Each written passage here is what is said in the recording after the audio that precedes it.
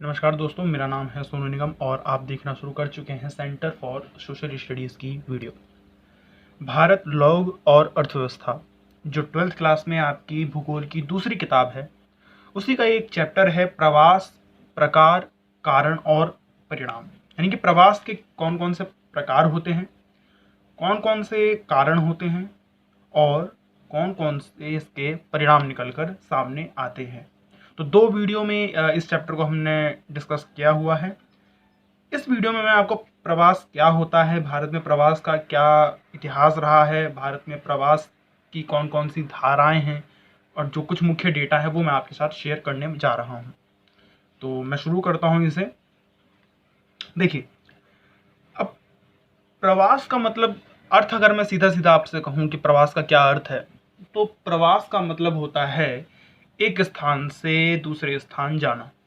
हम्म, मतलब अपना एक स्थान छोड़ के किसी नए स्थान पे जाना प्रवास है। एक देश से दूसरे देश जाना प्रवास है। एक राज्य से दूसरे राज्य जाना प्रवास है। एक गांव से दूसरे गांव जाना प्रवास है। रहने के लिए, काम करने के लिए प्रवास में आता है। अब भारत में आप देखेंगे कि प्रवास जो मैं कह रहा हूं कि एक देश से दूसरे देश जाना, एक राज्य से दूसरे राज्य जाना, ये कोई नई चीज नहीं है ना। भारत में अगर आप देखें तो मध्य और पश्चिम एशिया से, अफगानिस्तान से, उधर ईरान से, उधर फारस से, तो वहाँ से आप क्या देखते हैं कि बहुत सारे लोग इंडिया आए, है ना। मध्यकालीन युग में भी जो जितने भी आपके मुगल्स थे, सब बाहर से ही आए थे, पश्चिम एशिया से ही आए थे।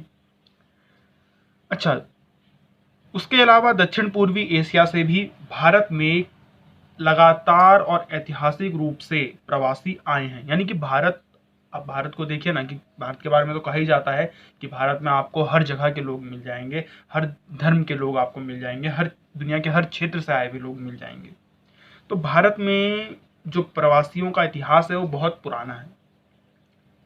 वास्तव में भारत का इतिहास देश के विभिन्न भागों में प्रवासियों की तरंगों के एक के बाद एक आकर बसने का इतिहास रहा है।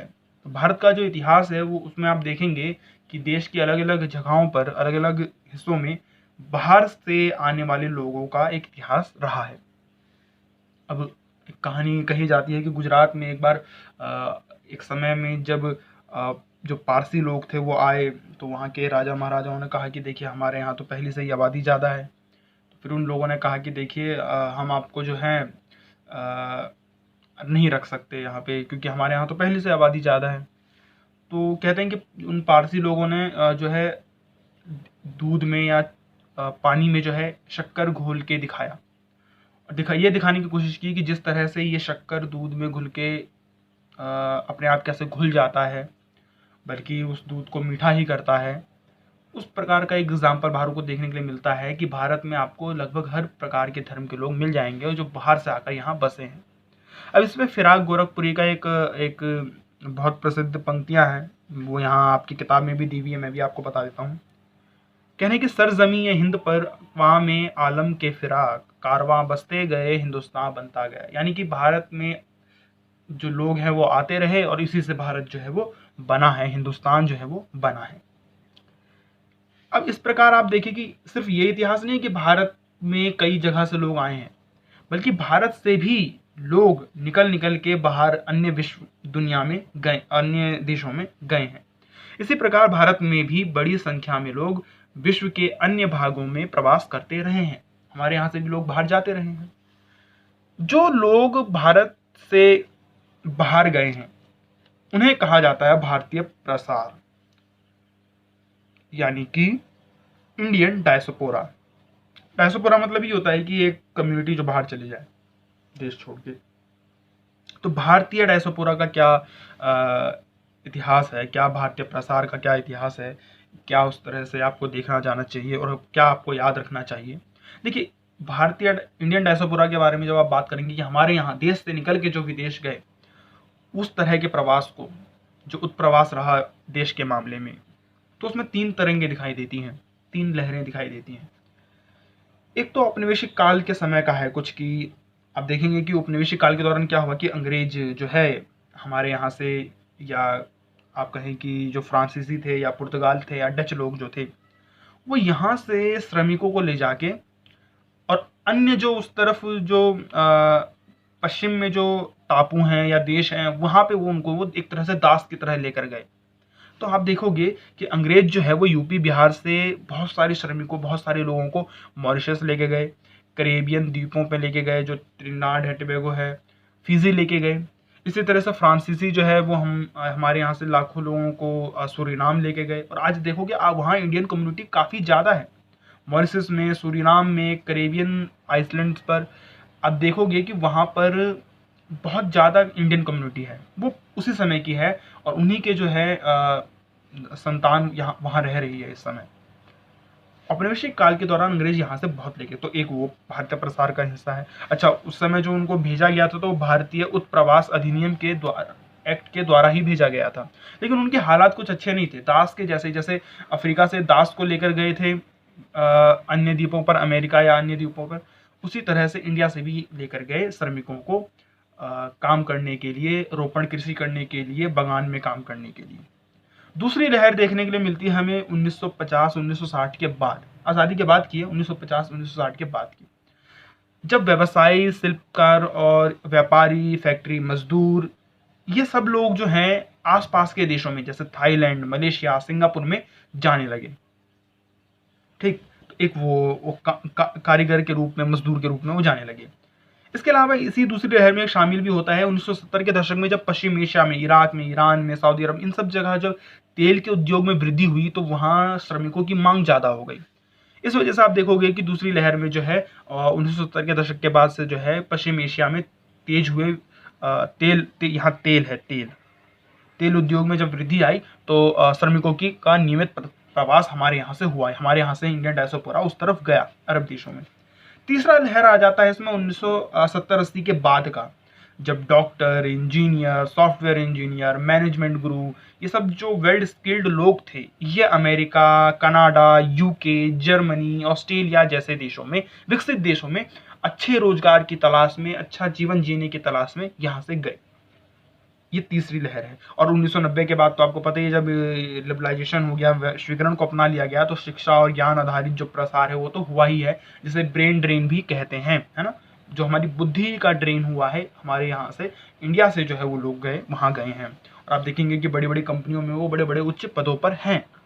ये कुछ मोटा माटी एक इतिहास है भारत का प्रसार का, कि भारत में कौन कौन से लोग आए हैं, कहाँ से, और कहाँ भारत से कौन किस तरफ से लोग गए हैं। तो ये इंडियन डायस्पोरा का थोड़ा इतिहास है, आपको ये समझना ज़रूरी है। अब यहाँ से आप अच्छे से लिख सकते हैं, स्क्रीनशॉट मत लीजिए, आपको लिखना चाहिए। चलिए एक बार फिर मैं आपको थोड़ा सा बता देता हूँ कि प्रवास का दरअसल अर्थ क्या है। तो जैसा मैंने आपको बताया कि जनसंख्या के किसी एक स्थान से दूसरे स्थान पर जाकर बसने को प्रवास कहते हैं, बहुत सिंपल। अब प्रवास की जानकारी कैसे हम लोगों ने इकट्ठा की, कैसे पता चला कि इतने लोग हमारे जो है विदेश चले गए। तो भारत में प्रवास की जानकारी जो है प्रथम जनगणना 1881 से ही दर्ज की जाने लगी थी।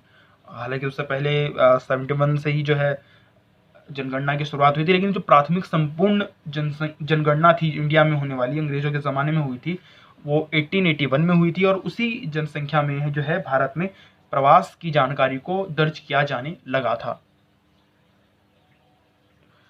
इसके अलावा आप देखेंगे कि जब जैसे जैसे समय बीता तो उस समय देखते हैं हम कि प्रवास की जानकारी इकट्ठा करने के लिए अलग अलग मापदंड अपनाए जाने लगे। अच्छा, 1961 में प्रवास की जानकारी में जो है 2 घटकों को जोड़ना शामिल किया गया, कि जन्म स्थान को हम देखेंगे और निवास स्थान पे हम ध्यान देंगे। मेरी बात को थोड़ा ध्यान से समझिएगा इस वाले पॉइंट पे। ये डिटेल में आपको आपकी किताब में दिया हुआ है, पेज नंबर 16 पे दिया हुआ है। मैं आपको दिखा देता हूँ आपकी किताब में कहाँ है। देखिए पेज नंबर 16 जब आप खोलेंगे पेज नंबर 16 में, तो आपको ये वाला जो बॉक्स दिया हुआ है, इसे आप थोड़ा ध्यान से पढ़ लीजिएगा। मैं आपको बता देता हूँ। वैसे देखिए, अब यहाँ पर आपको ध्यान देने वाली बात यह है कि भारत में जो प्रवास की जानकारी इकट्ठा की जाती है वो 2 क्वेश्चन पे की जाती है, 2 सवाल पूछे जाते हैं। एक तो जन्म स्थान क्या है आपका। अब जब जन्म स्थान, मान लीजिए आप जहाँ हैं, अगर वो आपका जन्म स्थान है, जैसे आप गाजियाबाद में रह रहे हैं और आपका जन्म स्थान भी गाजियाबाद ही है, तब तो आपने प्रवास किया नहीं है, है ना। अच्छा, गाजियाबाद के अंदर अगर आप कहीं दूसरे कॉलोनी या किसी दूसरे इलाके में रह रहे तो अलग बात है ना। लेकिन आप गाजियाबाद में आपका जन्म हुआ नहीं है, आप हैं पश्चिम बंगाल से, आपका जन्म पश्चिम बंगाल में हुआ है, आप गाजियाबाद में रह रहे हैं या दिल्ली में रह रहे हैं, तो अगर जन्म स्थान और निवास स्थान एक नहीं है तो प्रवास माना जाता है। और अगर आप निवास स्थान भी आपका अलग है ना, या जहाँ निवास स्थान है वही आपका जन्म स्थान है तो कोई दिक्कत नहीं है। तो जन्म स्थान पूछा जाता है सबसे पहले कि क्या वो इसी शहर या इसी गांव में पैदा हुआ है। अगर हाँ तब तो कोई दिक्कत नहीं है, अगर नहीं तो उससे पूछा जाता है कि आप किस जिले में आपका जन्म हुआ है या किस राज्य में आपका जन्म हुआ है, ये दर्ज किया जाएगा। इसके अलावा व्यक्ति से ये भी पूछा जाता है कि आपका पहले स्थान या पहला निवास स्थान कहाँ था, उसे भी दर्ज किया जाता है। अगर निवास स्थान वही है पहले वाला ही तब तो प्रवास नहीं हुआ है, अगर निवास स्थान बदला है तो इसका मतलब प्रवास हुआ है। तो इन दो जानकारियों को मुख्य रूप से जोड़ा जाता है, तब जो है प्रवास को अंकित किया जाता है।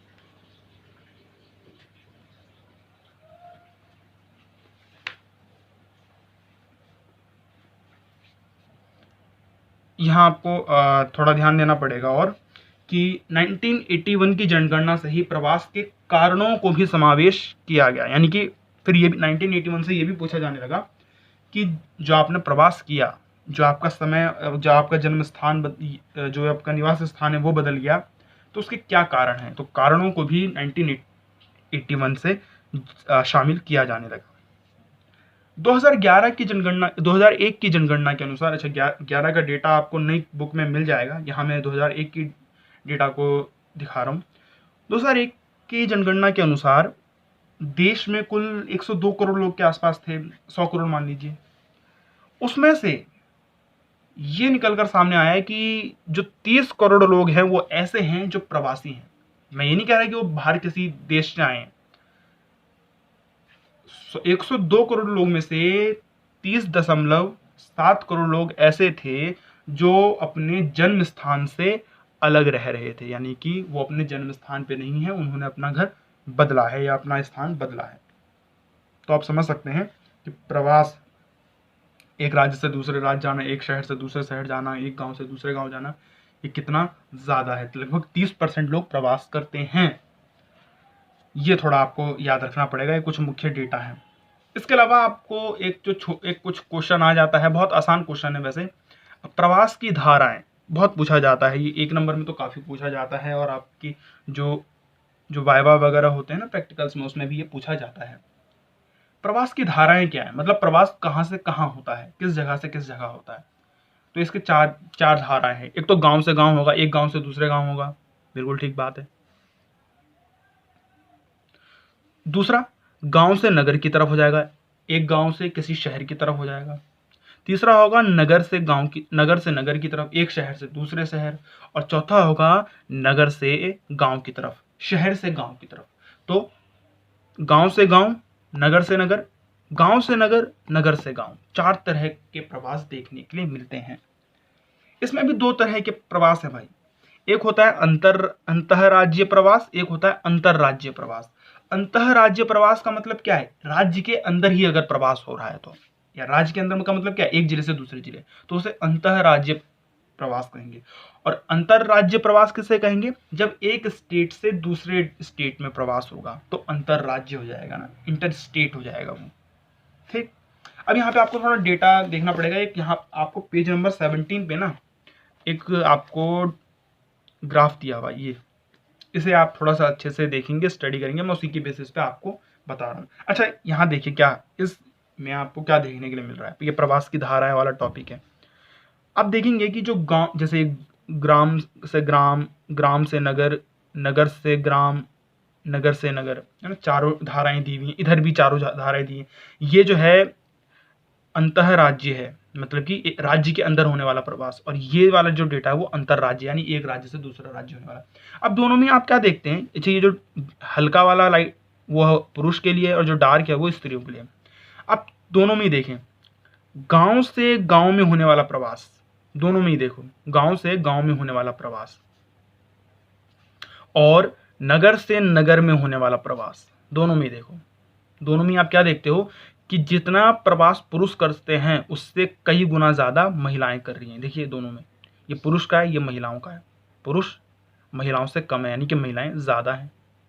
इधर भी महिलाएं ज़्यादा हैं, इधर भी आप देखेंगे नगर से नगर में महिलाएं ज़्यादा, इधर भी आप देखोगे नगर से नगर में महिलाएं ज़्यादा है ना। ये कम दूरी के प्रवास हैं, एक गांव से दूसरे गांव। ऐसा क्यों होता है, ऐसा क्यों हो रहा है महिलाओं के साथ? क्योंकि महिलाएं जो हैं वो विवाह के लिए एक गांव से दूसरे गांव, एक शहर से दूसरे शहर, या गांव से शहर, है ना।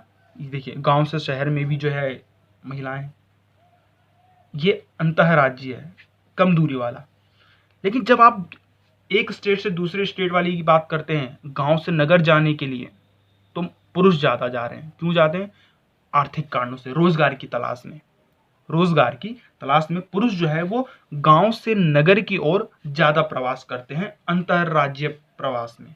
अंतरराज्य नहीं, अंतरराज्य, इंटर स्टेट में पुरुष ज्यादा प्रवास करते हैं गांव से शहर की तरफ। क्यों? रोजगार की तलाश में।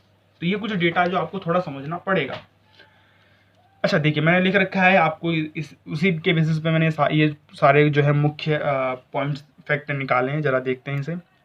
अंतः राज्य और अंतरराज्यों में थोड़ी दूरी के आसपास के गांव से गांव और नगर से नगर प्रवास की धाराओं में स्त्री की संख्या सर्वाधिक है। मैंने अभी आपको दिखाया। अंतः राज्य प्रवास की सभी धाराओं में, जो अंतः राज्य मतलब एक राज्य के अंदर ही होने वाले प्रवास में, इनकी चारों धाराओं में आप देख लीजिए महिलाएं जो है वो ज्यादा प्रवास कर रही है। क्यों? क्योंकि ये पास का प्रवास है, शादी के कारणों से, विवाह के कारणों से सिर्फ महिलाएं जो है पुरुषों से भी ज्यादा प्रवास कर रही है।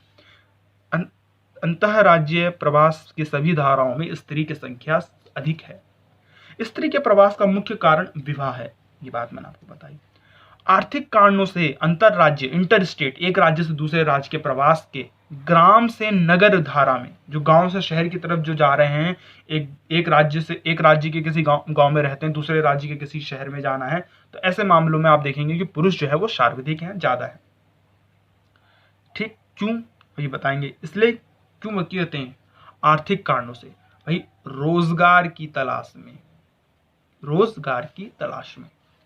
जनगणना 2001 में अंकित है कि भारत में अन्य देशों से 50 लाख व्यक्ति आए हैं। 2001 की जनगणना में ये दिखाया गया है, ये डेटा दिया गया है कि भारत में अन्य देशों से, चाहे वो पश्चिम बंगाल हो, चाहे वो बांग्लादेश हो, चाहे वो नेपाल हो, चाहे वो पाकिस्तान हो, इन सारे देशों से, चाहे वो अफगानिस्तान हो, इन सारे देशों से भारत में आने वाले लोगों की संख्या कुल मिला के 50 लाख के आसपास है। अच्छा, आप देशों का डेटा जानना चाहते हैं कि किस देश से कितने आए हैं, तो आप जान सकते हैं, यहाँ आपको दिया हुआ है, ये देखिए, ये रहा, ये पेज नंबर 18 पे है, पेज नंबर 18 पे है, जो आप देख सकते हैं कुल 5 लाख के आसपास दिखा रहा है, जिसमें से जो है बाकी आपको दिख जाएगा ना। कुछ ये वाला देखिए 5 लाख के आसपास दिया हुआ है। बाकी आपको अन्य देशों से कितने आए हैं पर्टिकुलर देश से, तो आप यहाँ पे देख सकते हैं। खैर, तो भारत में अन्य देशों से कितने लोग आए हैं? लगभग 2001 के अनुसार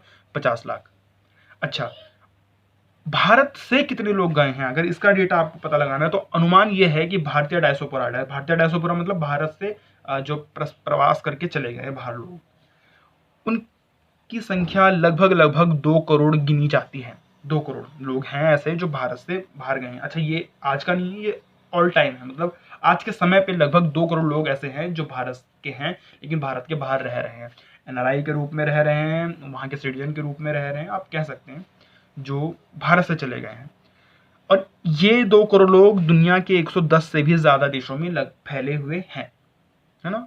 और यूएस में, ब्रिटेन में, जर्मनी में, रशिया में, तो मॉरिशस में, सूरीनाम में, यहाँ तो भाई हमारे देश के बहुत सारे लोग हैं।